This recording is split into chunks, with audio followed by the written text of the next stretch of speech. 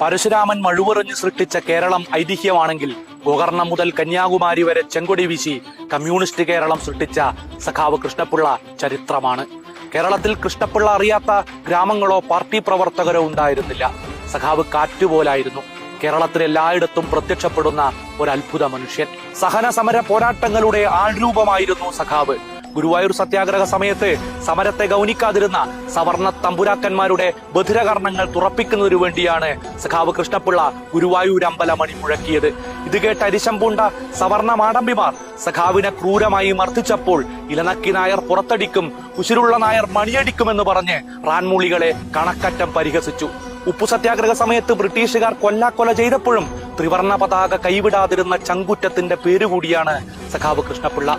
Party നിരോധിക്കപ്പെട്ട സമയത്ത് ഒളിവിൽ കഴിയുമ്പോൾ 1948 ആഗസ്റ്റ് 19 പാമ്പ് കടിയേറ്റാണ് കൃഷ്ണപിള്ള ഈ ലോകത്തോട് വിട പറയുന്നത്.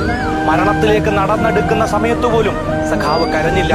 അതുവരെ എഴുതിക്കൊണ്ടിരുന്ന പാർട്ടി റിപ്പോർട്ടിന്റെ കീഴെ അദ്ദേഹം ഇങ്ങനെ എഴുതി വെച്ചു: എന്റെ കണ്ണിൽ ഇരുൾ വ്യാപിച്ചു വരുന്നു, എന്റെ ശരീരമാകെ തളരുകയാണ്, എന്തു സംഭവിക്കുമെന്ന് എനിക്കറിയാം. സഖാക്കളെ, മുന്നോട്ട്, ലാൽ സലാം.